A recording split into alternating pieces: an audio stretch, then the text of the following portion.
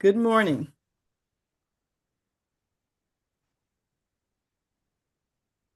Good morning and welcome to this edition, our first edition of this year's third Wednesday Parent Resource Chat. And so we're excited to be here again another year, and we hope that you are having a happy new year thus far.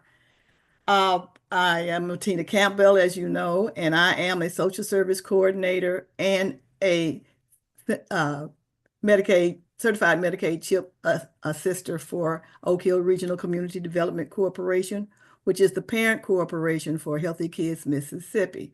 We have with us again this year, and I said this year, not just today, Mr. Thomas Duke Robinson, who is our metrics director.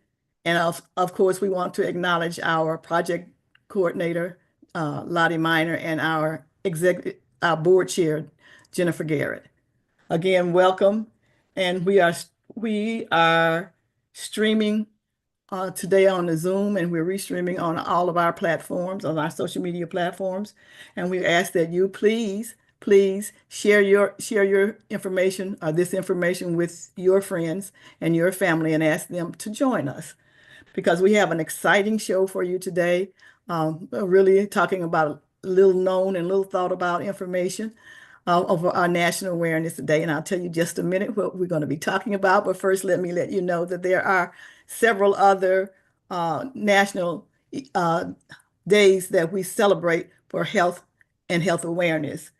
For this month, they are the Blood Donor Month, Glaucoma Awareness Month, National Birth Defects and Prevention Month, also Cervical Cancer Screening Month, and of course, thyroid cancer awareness. And that's what we're going to be talking about today.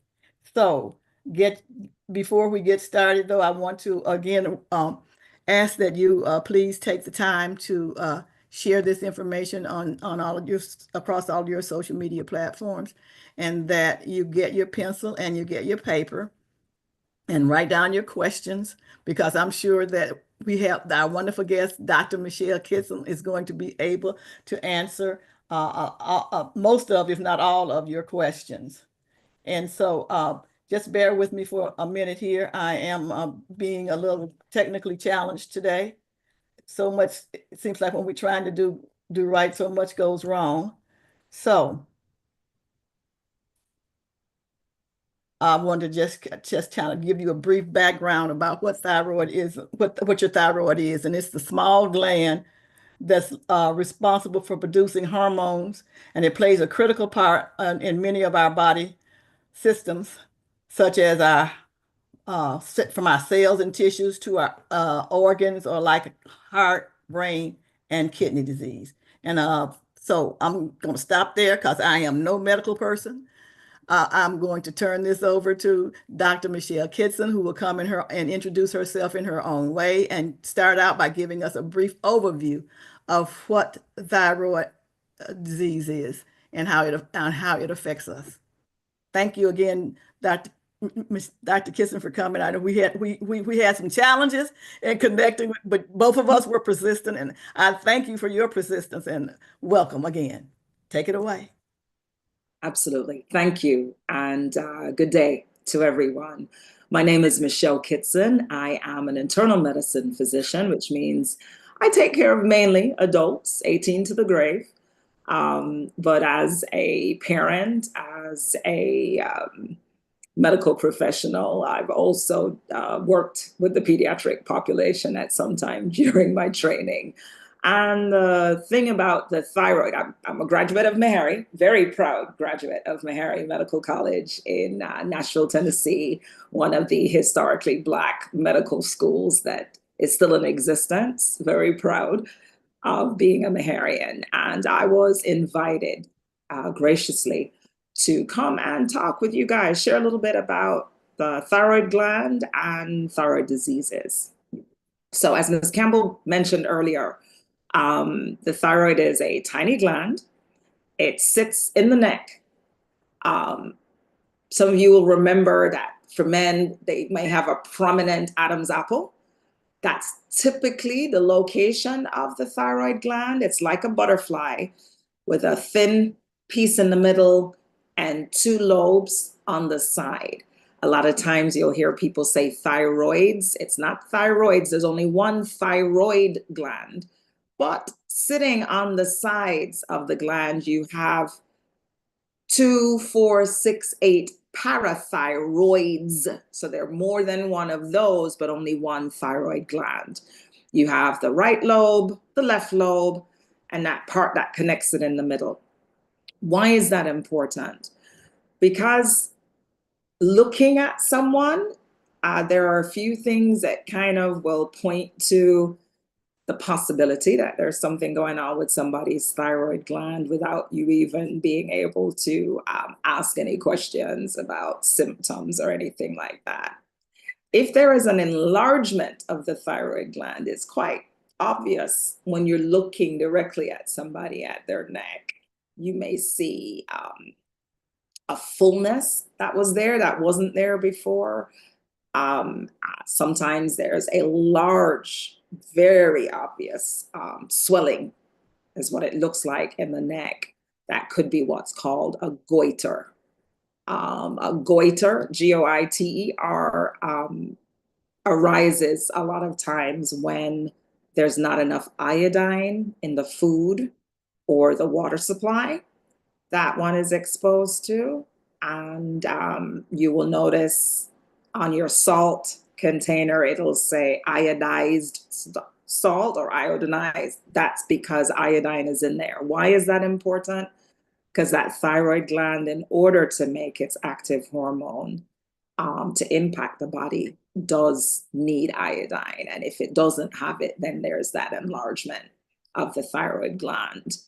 Another obvious sign when you're looking at someone is someone with bulging eyes. Sometimes it's just genetics. Sometimes people have real prominent eyes, but thyroid disorders can manifest themselves in it looking like somebody's pushing from behind the eyes and pushing the eyeball, the globe of the eye, outwards. And oftentimes people will have difficulty closing their eyelids, like putting their eyelids together because of what's called proptosis, or a bulging of the eyes related to the thyroid gland. I did jump right in and give you a few things that make it obvious that something may be going on with the thyroid gland, but let's take it back a little. As was mentioned before, it's a gland, and glands typically will produce hormones. The hormone that's released from the thyroid gland is thyroxine, and that is real important in terms of your energy level, growth, and your metabolism. All right, let's talk about metabolism a little bit. A lot of times, when people don't have a lot of energy, or they feel tired all the time, or they find themselves gaining weight and just feeling exhausted, fatigued all the time. If this is outside of the norm for you, if you haven't been doing a lot of physical activity, not sleeping well at night, things that would explain your fatigue, that should kind of sound a little alarm. Might there be something going on with my thyroid gland? The thyroid gland has an impact on your bowel movements. So people with a thyroid gland that is underactive, so not working as well as it should, I want you to keep this in mind. Hypo, Hypo, means under. When something is hyper, Hyper, it means over. So you can have a normally acting thyroid gland. You can have a hypoactive thyroid gland. So it's not functioning as well as it should be. It's functioning less than. And then an overactive or hyperactive thyroid gland, which manifests itself differently. So I mentioned to you fatigue. I mentioned to you tiredness. I mentioned to you unexplained weight gain. um, dry skin, thinning hair. Those are things that could, not all the time, but could be pointing you in the direction of an underactive thyroid gland. And constipation, that's a big thing. Um, when the thyroid gland is underactive, your basic metabolic rate. So the things that happen with the body that you don't even think about, but they have to happen for you to be alive and well and functioning. When the thyroid gland slows down, those functions tend to be impacted. It can impact your heart rate. People with an underactive thyroid will oftentimes have a slow heart rate. You may feel a little confused and sluggish at times as well with an underactive thyroid gland. And then the thyroid gland is also very important in maintaining your baseline temperature. Okay, why is that important? A lot of times we'll talk about fever, and if you don't know what a normal temperature is for you, then you can be fooled into thinking that, oh, yeah, I do have a fever, or no, I don't. Strictly speaking, if your temperature, when you check with a thermometer, typically is great, check under the tongue. For little ones, for babies that squirm and move around and can't have their temperature taken that way, the best way is actually the rectal thermometer, where you have that thermometer, you have the sleeve that you put in the baby's rectum to get a good sense of what their temperature is. That can help you figure out whether or not somebody has a fever, or if their temperature is too low or too high. The absolute cutoff is 100.4 degrees Fahrenheit. So if you were to check your temperature and it's 100.4, no ifs, ands, buts, or maybes, that's a fever. However, if you just drank some hot soup, or you just had a cup of coffee and your temperature, you check right after, that could give you a falsely elevated temperature. So be mindful of that. You want to make sure that you haven't had anything either hot or cold to drink before you check your temperature via the mouth, because hot or cold drinks could impact whether or not you're getting the right reading. So again, how your body regulates its temperature is impacted by the thyroid. Your heart rate, whether or not it's going real fast, as in an overactive thyroid, or a hyperthyroid condition, rapid heart rate. If it's low or an underactive, then the temperature can be less and the heart rate can be slower. And these things are important in the elderly and in the youth. And so it's kind of good to know what your baseline is. I always tell people we're the same, but everybody has different things about the way their body may work. And in general, you want to have a sense so you know what normal is. Okay, what are some things that can go wrong with the thyroid? I've kind of sort of introduced you to a couple of them so far already. We talked about hypo, or an underactive thyroid. This is where it's not producing enough of the thyroxine hormone. And what you'll find is that people will be fatigued, so tired, exhausted, like barely able to get themselves out of bed. There's unexpected weight gain. You're not eating any more than you normally would. You're not exercising any less, but you're finding yourself gaining weight. And that feeling of cold, being cold all the time, those can be things pointing in the direction of an underactive thyroid gland. Then there's the overactive, the hyperactive, or the hyperthyroidism. And this is when the gland is in overdrive and is working really hard.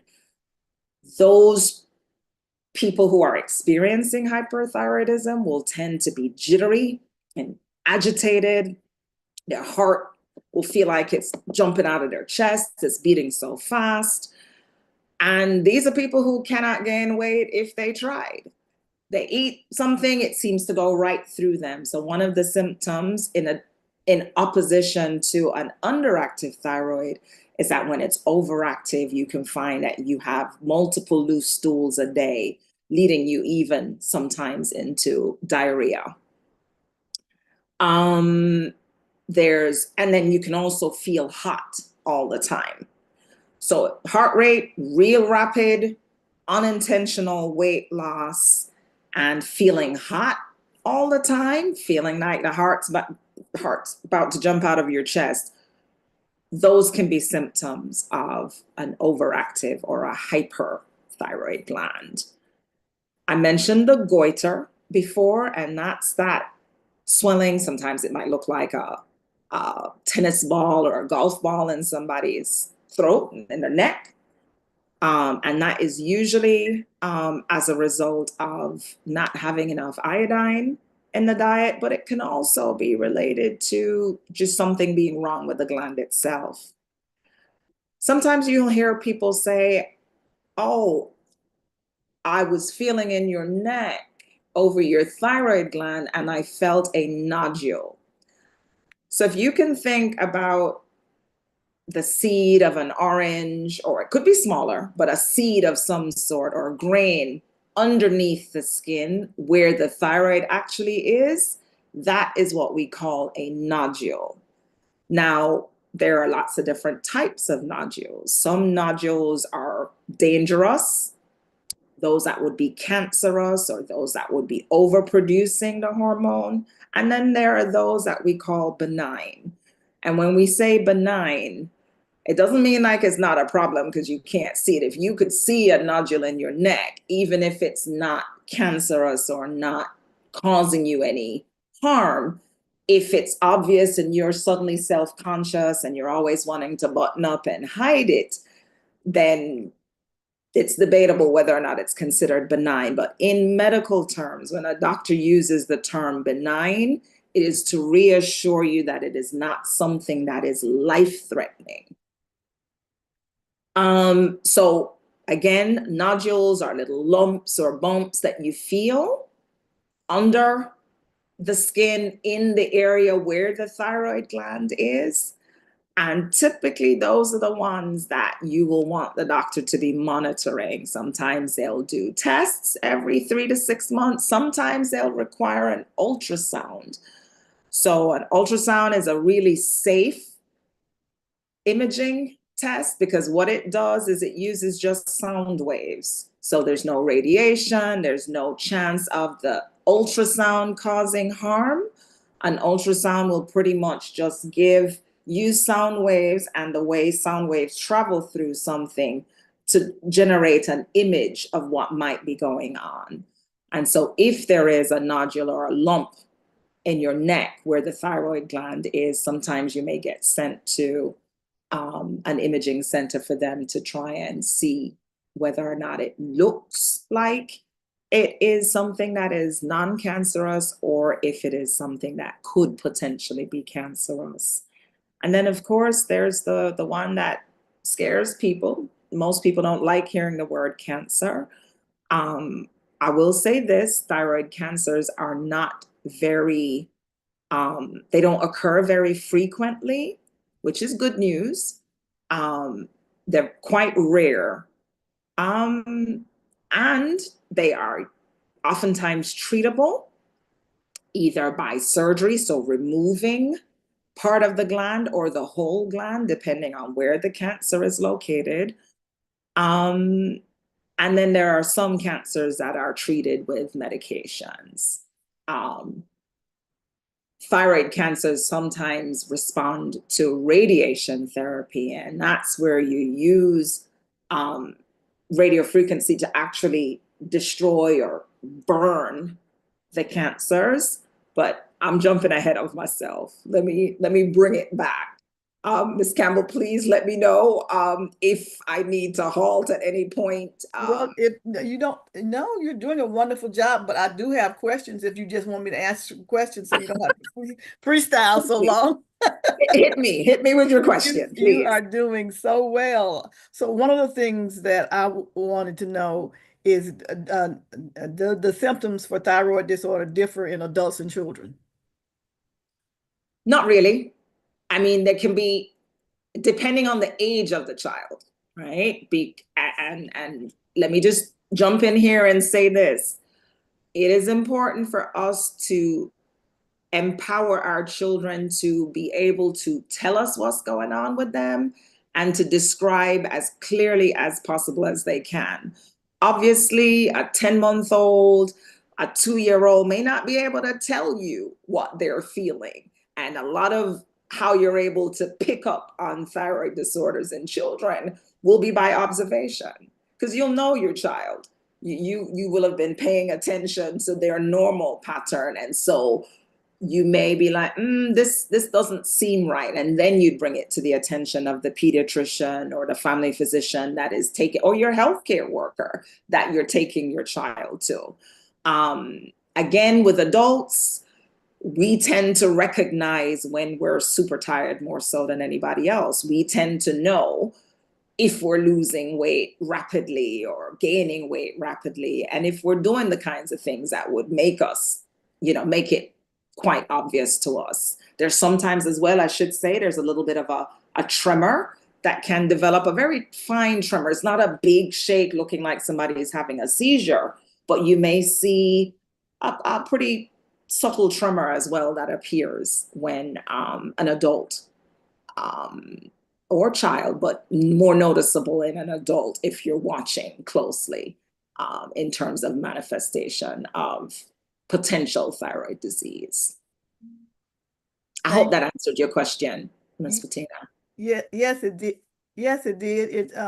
And I'm just I wanted to put that out there because oftentimes we think that kids have experienced these things different from what adults, and so we miss the obvious signs that they have. And I was just doing my research last night and preparing myself for today, and I was just amazed at some of the things that we seem to think that maybe they like if they're not growing to their full potential. Maybe Uncle so and so or Aunt so and so was short like that. We don't think about the fact that it may be their thyroid or something that's going on with them. All like you said, the excessive sweating and all that. They've been outside playing. We just think that that's all it is. Go take a shower.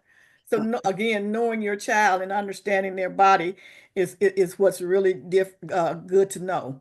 So It another, is. And to speak on that before, because you brought me back to where I needed to be. Again, if we're looking for an underactive thyroid specifically in a child, because we are talking to parents, right? So growth and development can be impacted. So when you talked about that short stature, somebody being really tiny, like all the brothers and sisters or everybody else around at their age appears to be taller. And you're wondering where that is a sign that there could be an underactive thyroid. If, most of the people in the family start their period, the women in the family start their period at age 11 or 12. Unfortunately, a lot of times children are starting even earlier now, 8 and 9 years old. But here we are, 14, almost 15, and they've not had a period. That would be concerning, but I'd hope that they would have been going to their pediatrician or, the family physician earlier so that it would have been noticed before, because those would have been questions that are asked of parents and children when they go in for their health visits. The child just being sluggish, just kind of like not engaging and running around like they normally would, like you'd expect a child to do. And then again, if you're eating normally, and this comes back to where I said it's the same in the adult and the child, is if they're eating the same amount of food that they've always eaten and suddenly they're just just getting bigger and bigger. And it's like, well, what's changed? Or if they're eating, but they are constantly dropping weight, those are potential signs. When they're unable to concentrate in school, when they're forgetful all the time, those can be signs of an underactive thyroid. Let me jump in and say this before I forget. Depression in children and depression in adults, there can be some overlap. So thyroid disease can lead to depression, but depression can look like the same symptoms of thyroid disease. So it's very important to pay attention to stuff like that as well. Keeping the lines of communication open with your child, making sure your child trusts you, knows that they can come and talk to you about anything that's going on with them. That's another thing. And then, like I said, the constipation, sometimes because of where the thyroid gland is, if it's enlarging, it can press on the voice box and the throat. So people can sometimes have this hoarseness that appears that wasn't there before. And that could be as a result of something going on with the thyroid gland. Early puberty, if your kid is starting to show changes, females with breast bud development, pubic hair, axillary hair, voice changes happening 8, 9 years old, that's pretty early. You're not expecting that. That should prompt you to want to take the baby and the child in to be seen by their doctor to ensure that it's not anything to do with the thyroid gland. The restlessness, the hyperactivity, all that kind of stuff, again, could come back to thyroid disease or dysfunction. You think just before we walk away from that, though, I want people to understand too that babies can be born with thyroid disorders. So can you touch on that just a little bit? Yeah. So when you're born with a condition, typically it's referred to as a congenital type. That's the technical term. So if you hear congenital, now you can be an older person and they just find out that there was a heart defect that somebody missed when you were little and it was a congenital condition. So I want to be sure that I'm not using a blanket and umbrella, but typically when we talk about congenital disorders, if during development, if while the baby is cooking, the baby is becoming the full person that was going to be born, there is any kind of mishaps, misfiring, and a lack of development, or this is why prenatal care during the pregnancy is so important, because there's certain things that can be picked up on early and mitigated or just not happen at all. We can, help them not happen. Sometimes the newborns, if they're having issues with being able to latch to feed, either latch onto the breast if they're being breastfed or the bottle, and if jaundice seems to last a lot longer than, a week or two, that can be speaking to a thyroid dysfunction as well. So thank you for bringing that up, because that caught me out. But the other thing, does thyroid disease run in families? It can. The chances of it, if your mom, like my mother, has hypothyroidism, so she has an underactive thyroid, that's something that I definitely tell all my doctors when I go to see them, because I want them to be aware that there's a possibility that I could develop thyroid dysfunction. There are different types. There are autoimmune diseases. That's when the body ends up turning around and attacking itself. And that can happen where you were functioning fine for the first 10, 15, 20, 30 years of your life. And then all of a sudden, things start going awry. And that could be because something triggered your own body's defense to start attacking it. And that the thyroid gland is one of those glands that can be a victim to an autoimmune condition. So if you've got rheumatoid arthritis in your family, that's not the wear and tear. A lot of us, the longer we live, the more likely we're going to be to develop arthritis. If you've got one of those kids who's into everything and you've got them in all these sports and they've been playing, they've been doing gymnastics, tumble, football, all this stuff early, track, over time, you're putting extra pressure on those joints. You can have the wear and tear, and that's osteoarthritis usually.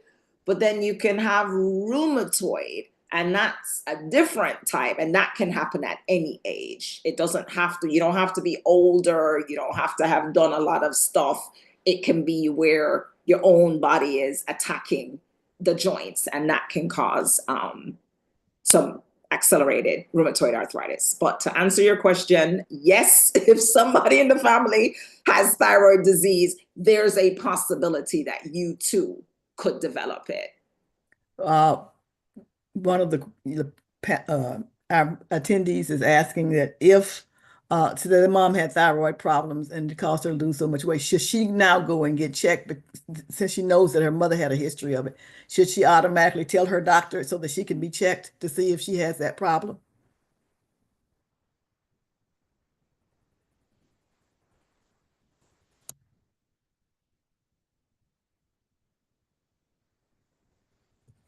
Dr. Michelle seems to be frozen. But I would suggest that knowing any kind of family history of a medical disorder that could potentially be hereditary, that you should talk to your doctor. And since we don't know what they are, there's so many that you probably should just talk to your doctor about all of your health history so that they can understand. That's why they asked you those different questions about your parents and your siblings when you go in to see the doctor. They ask you your medical history, and then they ask you about what mama and daddy and sister and brother, and you be like, why do they need all that information?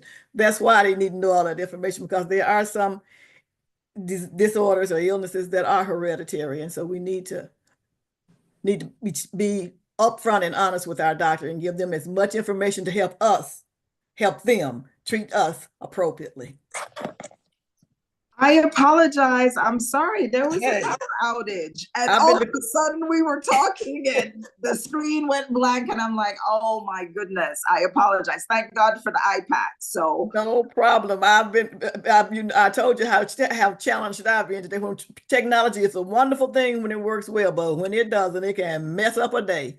It sure can. There's another comment too that one that's in the chat, and she says that she was diagnosed with thyroid disorder and after brain surgery, and she was put on medication. She said, is that a lifelong problem? And would you have to take medication all her life? Okay, so again, it would depend on what was removed during the brain surgery. One of the things that, not to get too technical, but with all the glands in the body, that if you think about the pancreas, that's a gland, and that helps manage how your body handles carbohydrates. In men, the testes; in women, the ovaries. That helps with sexual function, that helps with the development of boobs and, versus in men, the testicles and the like. Then there's the thyroid gland. And then you have the adrenal glands that help you with blood pressure control and the like. And there are others. The point I'm trying to make is this: the signal for those glands to do what they do comes from the brain. So you have the pituitary glands in the brain and the hypothalamus in the brain. They send signals to the endocrine glands like the thyroid. And if you have to remove parts of those glands, if you have an injury that impacts the glands up at the level of the brain, it can cause you to not have what you need to be able to stimulate the thyroid gland. And in that case, yes, you would be expected to be lifelong on thyroid replacement therapy if indeed you knocked out the part of the brain that was producing the stimulant. I'll give you a quick example. It's not thyroid related, but when I was 19, I suddenly, in 2 weeks, lost 10 pounds. I was thirsty all the time, fatigued all the time, didn't know what was going on. Come to find out, I was diagnosed with type 1 diabetes. Now, when people say type 1 diabetes is different from type 2 diabetes in that with type 1 diabetes, your body just does not produce insulin. So since 19 years old, I have had to give myself insulin because my body doesn't make it.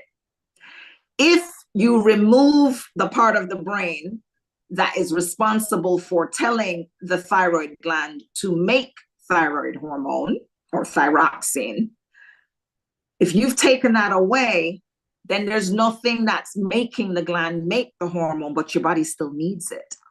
And that is when you would have to accept that you're going to lifelong be on replacement therapy. If what is causing the production is no longer there, then that's when you would need to be on medication for life for that reason. Okay. Wow. We've had an education today, as I said, and I will admit that I have what's hypo, and I have not up until 3 years ago didn't treat it as serious as I should. I thought it was just something that was, but and then again after last night and this morning when I was doing further research, I said I bet from now on I'll take that pill. Knowledge is power. You want to have that relationship with your doctor so that one, you want to have that relationship with your body. Can I just put a plug in? Because we got lots of parents on the line, and parents tend to exhaust themselves doing everything for their children or their family, that they often ignore the signs that are happening with them. Oh, I'm just tired because I did a whole bunch of stuff. Oh, I'm not paying attention to me because I'm pouring so much into everybody else around me.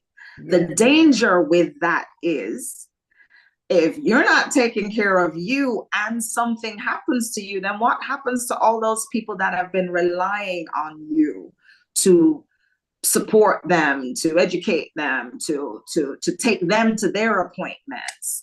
And that's why it's important. Don't lie. You can lie to anybody else you want to, but never lie to yourself, the person you look at in the mirror, and don't lie to your doctor. Because we can't fix something if we don't know that something's broken. And only you truly will know. So pay attention to your body. Listen. Right. Yeah, I agree. I agree with you 100%. And I'll say, ouch, but amen. Because, sometimes you just get tired of taking pills and you say, what is it doing anyway? So, but I try religiously, but there have been times when I'm like, I don't feel like doing that today. Excuse me. Let me just say this. Do you see this here? It says MD on the end, medical doctor, which means I know better, but I have been a patient for more than half of my life. And there are some days when I'm just like, I don't want to take a daggone pill today. I'm tired of taking pills. So it happens. It's normal. I guess that's where I'm trying to go with this. It is absolutely normal. What is not normal is you continuing along that path if you know how important and how serious just because you bury your head in the sand doesn't mean it's going to go away. I am never not going to be a type 1 diabetic. I've been dealing with this since the 1990s. So there are days when I just don't feel like being bothered and I stay in the bed as longer than I need to, for whatever reason, but I can't stay in that space. Right. And that's what I want people. We have to extend ourselves grace. Okay. There's some days you just don't feel like it, but you have to look at the bigger picture. What's at stake? If I Right. continue not to take my blood pressure medication, do I want to have a stroke or a heart attack? How is that going to impact my ability to do the things that I enjoy doing or I want to do? So again, I'm saying this because I'm admitting that as a patient, I ain't always the best patient. I don't always do what I'm supposed to do.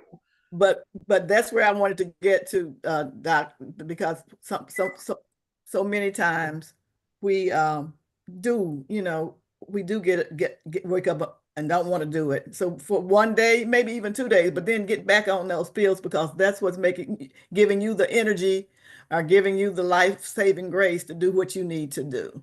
And so as much as we might hate it, it's a part of who we are. Mhm.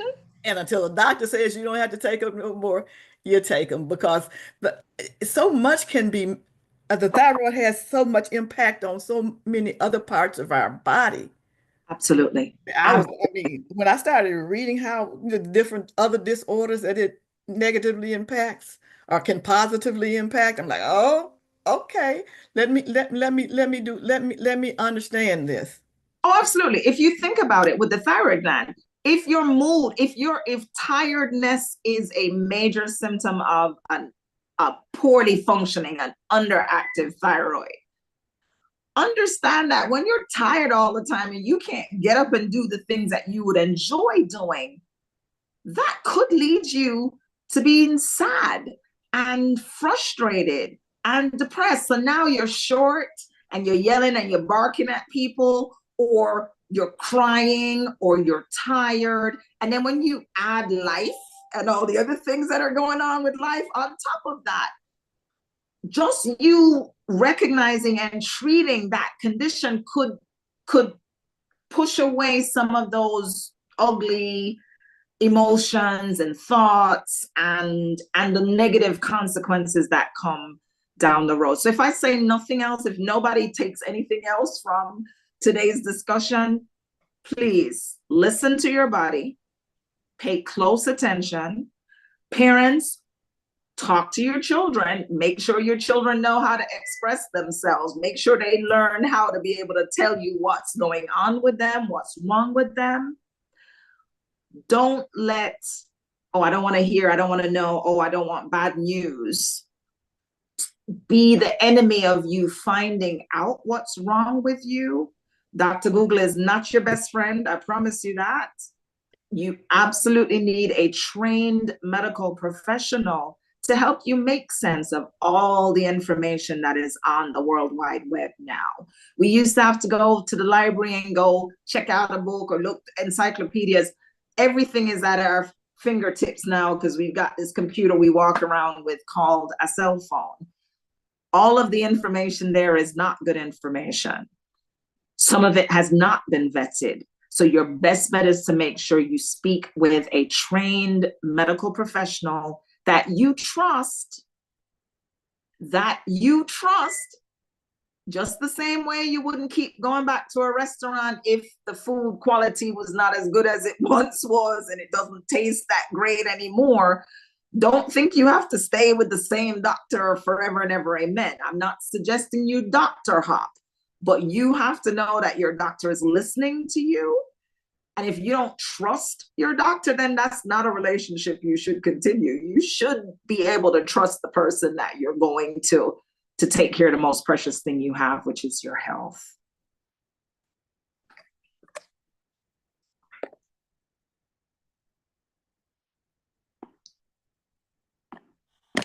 I think we lost Ms. Bettina. Dr. Kitson, if you have any more thoughts that you would like to share, you're more than welcome until she's able to get back on. All right. Thank you, Mr. Robertson. What else do I want to say about the thyroid gland? So the experts that take care of glands, endocrine glands, as you will have them called, are called endocrinologists. And they typically will either do family medicine or internal medicine like I did, and then they'll go for advanced training where they specialize and focus in on all those different glands that are active in the body. And so if your primary care doctor, so your family physician, your pediatrician, or your internal medicine physician is not able to get to the bottom of, or feels like there's a need for more specialized care, then it would be an endocrinologist that you would see. So you would take your child to a pediatric endocrinologist, or you would, you know, as an adult, go and see an endocrinologist to determine the best course of action and treatment for you for whatever the thyroid disorder is.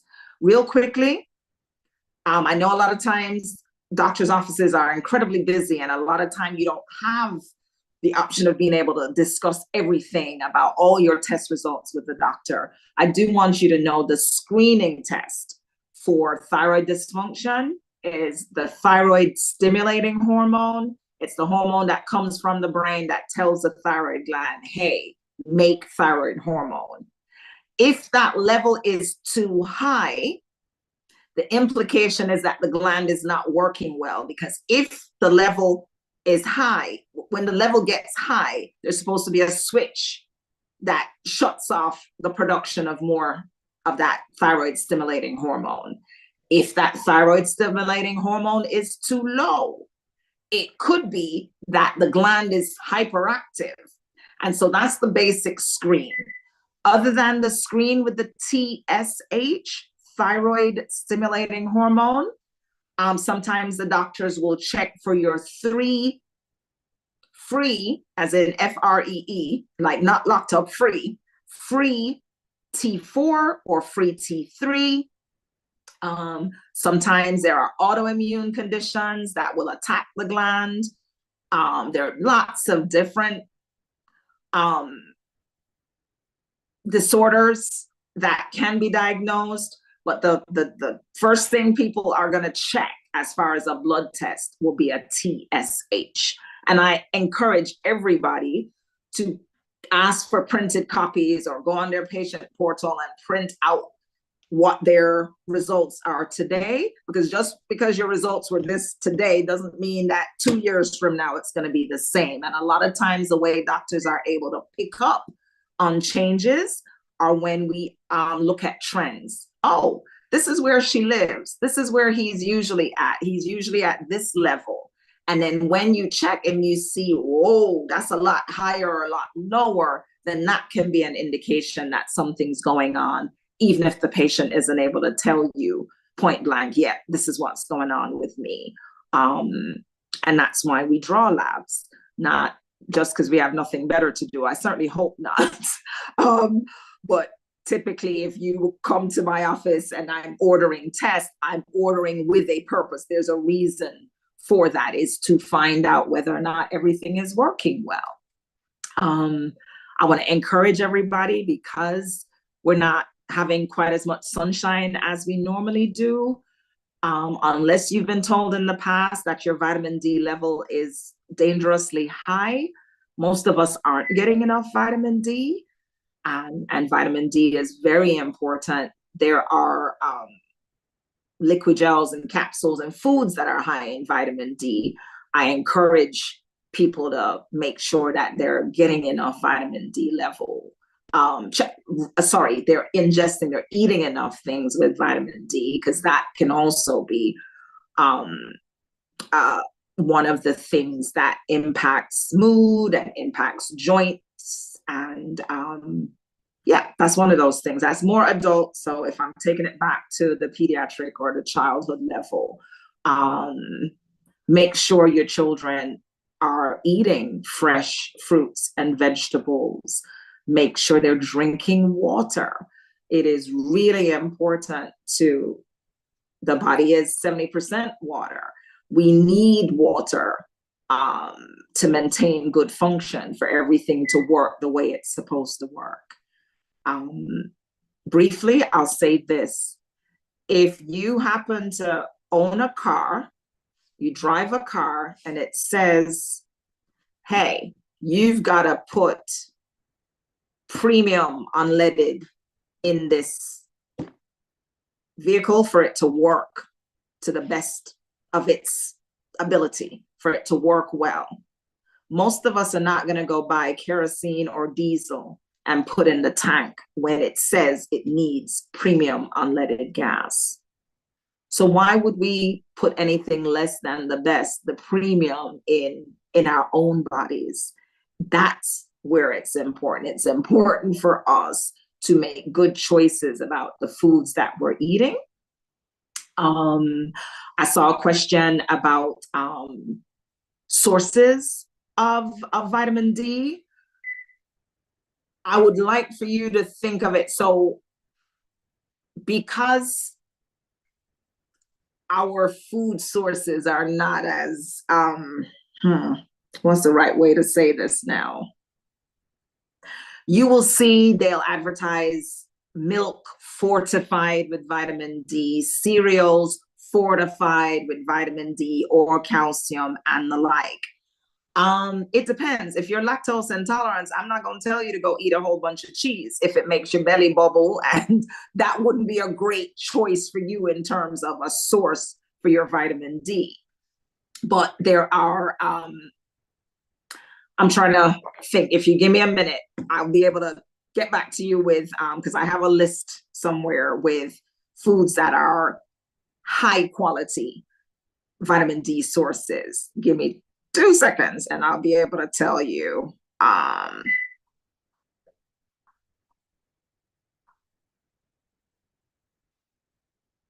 right, let's see. Foods that are really high in vitamin D are like oily fish. So salmon, mackerel, sardines.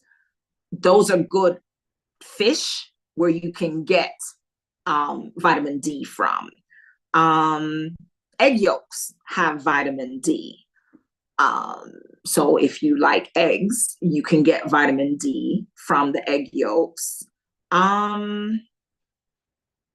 As far as other things, apparently, I didn't know this, but mushrooms are high in vitamin D. So if you're a fan of mushrooms, as long as they're not the poisonous ones, obviously, that may be an option for you. What I encourage you to do, there are going to be certain sources on the internet that will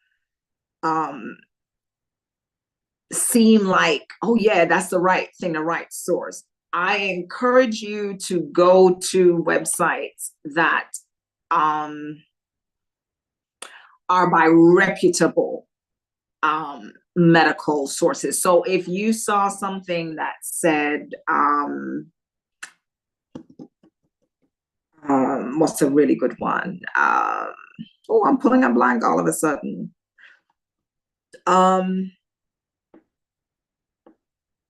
The National Institutes of Health, or if you pulled up and it said, there's one in Rochester, New York, there's one in Jacksonville, Florida. I'm trying to remember. There are certain medical institutions, the New England Journal of Medicine. There's certain institutions that are medical experts that put their information out. That would be where I'd go to get my information from. Be very careful. There's a huge industry in terms of supplements, and a lot of these supplements are not vetted. There's no oversight. And so people can lie and say, oh yeah, you don't have to take this. This has everything in it. And people tend to spend a lot of money doing that, when the better thing would be to eat the fruits and vegetables, to eat the nuts and the berries, I'm not telling you to go eat a whole bunch of canned stuff. If you can do fresh is always best. If not fresh, then frozen. If not frozen, then you may have to do canned, but always try and make sure you go with the low sodium options for canned goods, guys, because a lot of times, if you don't, there can be a lot of salt, which can then cause other problems for you if you have things like high blood pressure.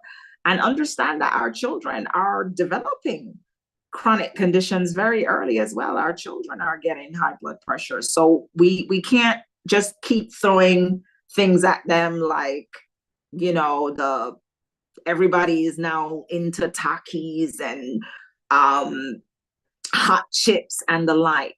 Those things are actually causing major harm to our children, and the gastro docs, the people, the GI docs who take care of the stomach and the bowels, are really alarmed at the damage that some of these snacks are doing to our children.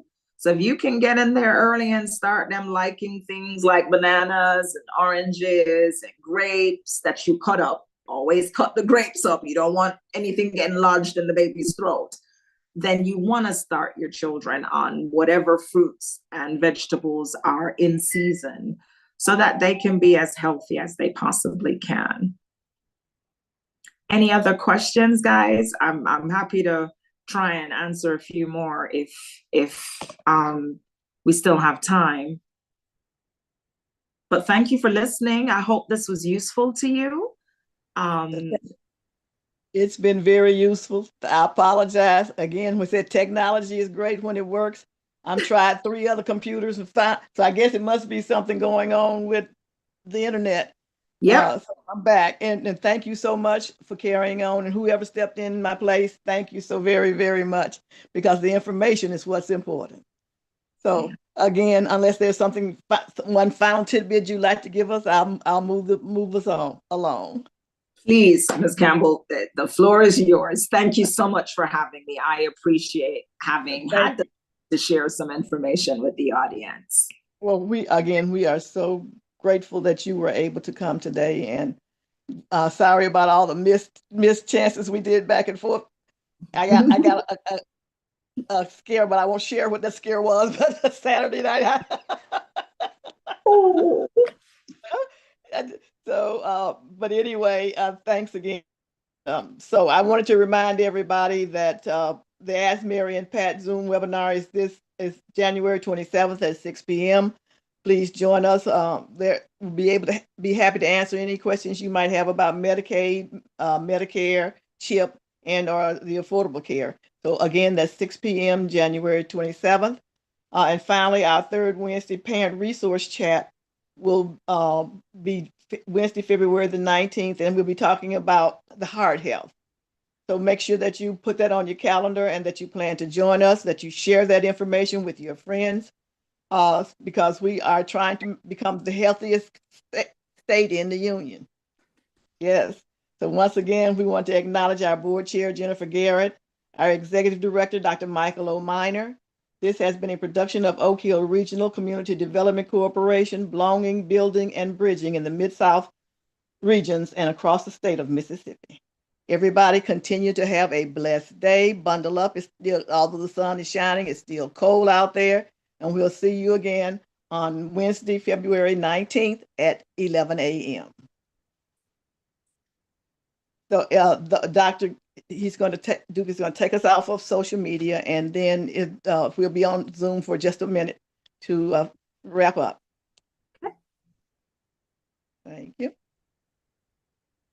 All right. Those of you who are still on Zoom, if you have any comments or questions, one last time, 5 brief minutes, please open up your mics and feel free to ask them.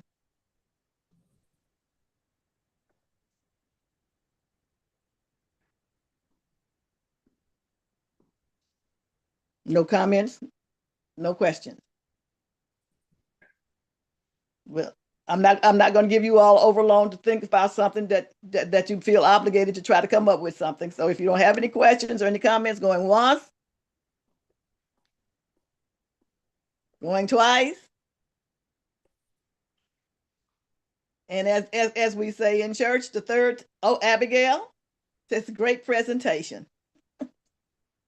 Phyllis, that was very informative. So I'm taking it everybody's in position today where they can't open them up.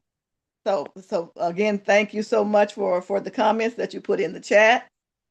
And if all hearts and minds are now clear, as we say in church, we are now dismissed.